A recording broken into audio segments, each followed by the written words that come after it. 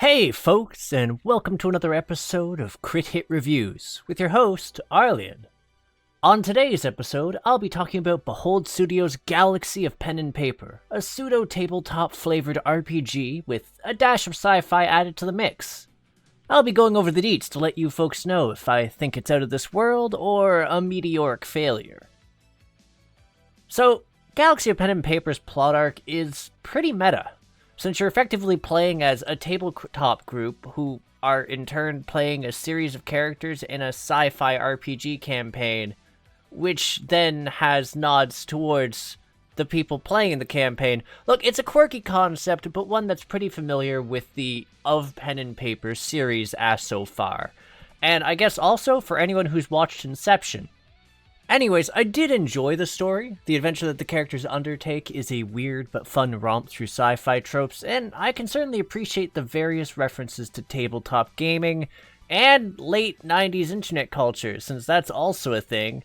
My childhood. Now, I will admit, the player characters do come off as generic, because while they do have dialogue, I couldn't actually tell if my decision to swap around either players or the characters they were playing made much of an impact on what they said.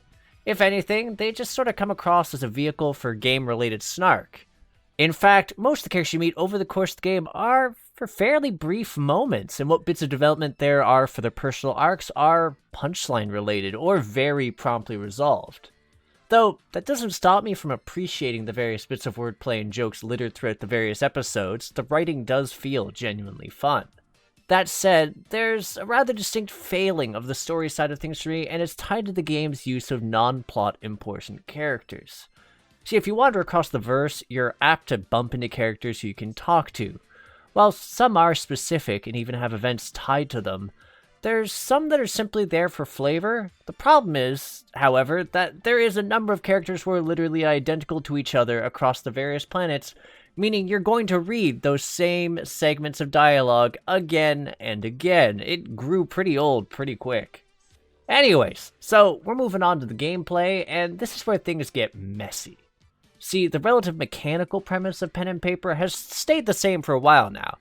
You're in control of a group of tabletoppers, whom you customize by choosing the kind of player-y tabletopper person your various avatars are, as well as the more traditional choice of the characters they're playing in regards to the ancestry and class of that character.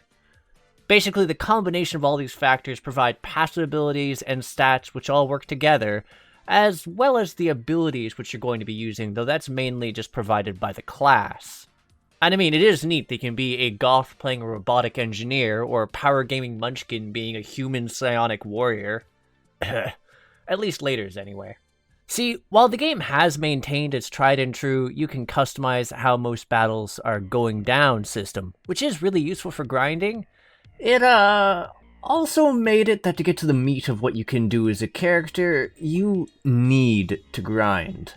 And considering that a lot of what you're going to be doing in Galaxy is picking fights with everything from Eldritch Meatball monsters to Popstar Assassins, it's not really a great sign when combat itself starts out as a slog. See, one reason for this is that you have a limited number of slots that you can equip class abilities into. So, you start out in essence with one ability, unless you play as a human, in which case you can start with two. It doesn't increase your max, but hey. So basically, if you want to have any sort of flexibility early on, you'll probably end up rolling human, which is sort of sucky when you have all these other ancestries that you could technically use, but probably shouldn't. It becomes even worse when you realize that things like class passives and actives both take up slots. So you may end up with a character who are a lot of passives and little to no actives late game. This is actually super viable as a sniper, but it also means your actions generally consist of, I shoot the thing, and that is the entirety of my tactical prowess. That said, combat also continues to be slow as molasses even later on in the game, though more on the implementation front, considering that turn resolution can take a while. I never actually found a way to skip enemy or even my own attack animations, which normally isn't too bad, except that some of the enemy's attacks can take a while to finish, which can be painful when you're fighting a full group of 6 guys angrily mobbing one of your characters. It's made even worse when you become acutely aware of the frequent delays which occur after an attack has resolved, where the game just sort of sits there contemplating whose turn it is next. Suffice to say, there were moments where it simply had me softly hoping the game could get on with it and let the next enemy savage my face already. And yet, that wasn't the worst part of combat for me. See, as much as these issues existed in normal battles, I did find myself challenged and even enjoying myself at times, even if I did find things to be a bit more repetitive and less enjoyable character building wise than prior of pen and paper games. I cannot say anything flattering in regards to the space battle system. For one thing, even the process of going off-planet or between space regions is a complete pain in the ass, since there's a lot of different solar systems and planets to go to, and each one will have you hitting a loading screen.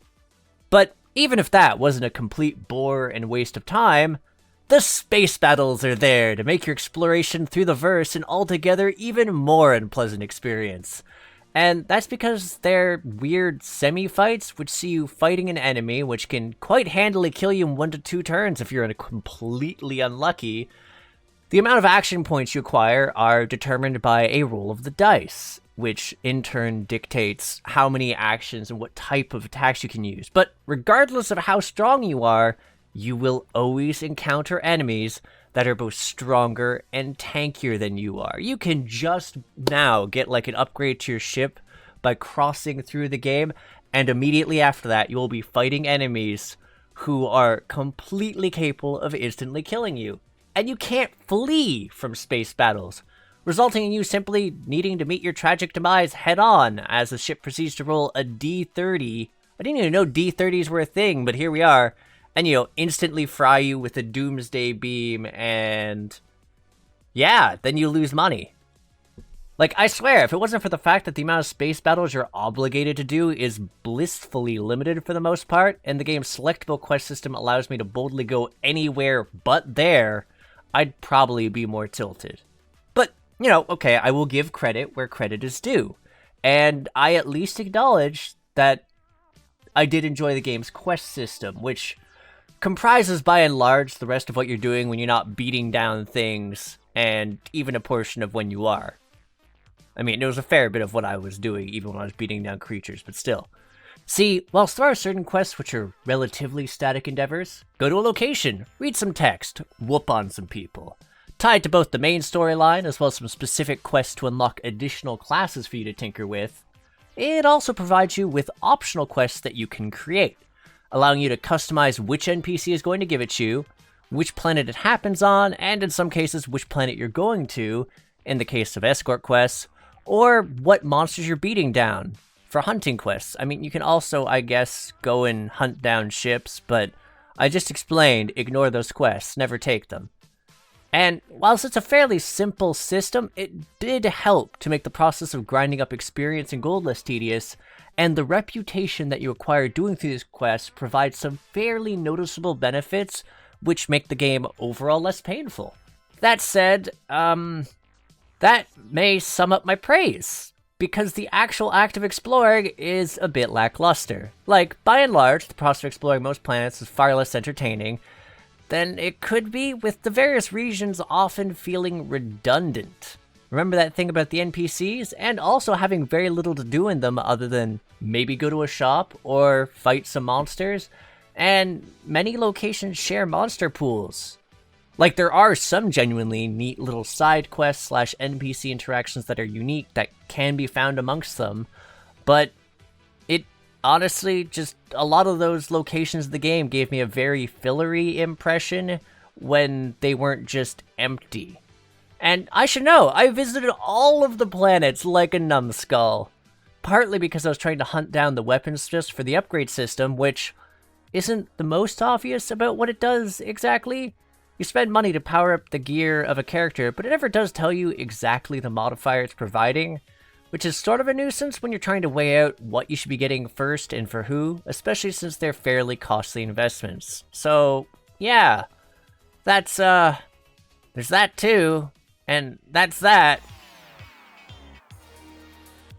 So I've had a lot of gripes at that so far, but I do enjoy the music in Galaxy of Pen and Paper, the soundtrack is a lot of fun and enjoyable to listen to, and that really sums it up. So we're on to the visual level of things, and it's a bit weird here.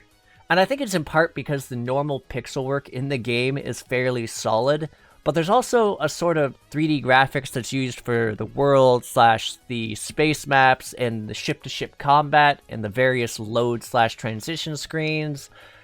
And it felt to me sort of weird when juxtaposed with their sprite work. It's not bad per se, but it clashed notably enough, and it didn't really look as nice to me when compared to the work they put into their sprites. So yeah, ugh, like honestly, I don't know. I think I walked into this game with a lot of fondness for its predecessors. Like, I enjoyed the time I spent with Knights of Pen and Paper 1 and 2, even if Chroma Squad didn't jive with me due to issues. So I think I was a bit more forgiving. At first, I kept pushing at the game, waiting for things to change up or get better, and I kept on waiting until I realized I'd hit the end of the game. There were times I had fun, or when I managed to make things function enough that I could just smear the various enemy encounters to progress the story, but I had reached a point where I felt my blood boil every time I saw a loading screen for landing or departing a planet. And given I would sometimes accidentally end up departing a planet and then need to go right back to that planet, my blood was like reaching lava temperatures sometimes. And then I encountered that large solar system of mostly empty planets to explore, and I was Vesuvius. My blood pressure, I was just Mount Vesuvius, and that's that. Like, for those folks who enjoy the writing in pen and paper, that weird mixture of meta-humor does remain at the core of its narrative, and can be enjoyable, but the game aspect of Galaxy and Pen and Paper just sort of took a headlong leap face first into mediocrity and tedium, and then just continued to slide downhill, smearing all the goodwill I had for it in its wake. Which is a very poetic way to say that after I ended up writing this, I found myself realizing that I'm not even sure I could recommend this game to someone who was a fan of the pen and paper games.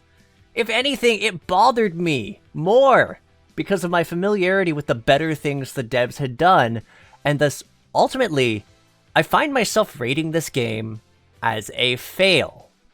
Maybe if you're starving in an indie-less oasis, you might find yourself tempted to give this game a poke. But otherwise, I would say this title is best passed on in favor of its predecessors. Anyways, that's a wrap, so I'd like to thank you folks for both tuning in and sticking till the end. Whether you agree or disagree with my thoughts, I'd love to hear from you folks in the comments. And, for those interested in more indie reviews or interviews with the developers, feel free to hit the subscribe button and the bell icon to get notified when we have new releases. Plus, you can join our Discord community. You can just sort of click the link in the banner description so you can become a part of that lovely mob of people. It's so cozy there. Lastly, if you'd like to help support the channel, we do have a Ko-fi running now to help supplement funds for our lovely editors and make sure we can continue to provide quality content.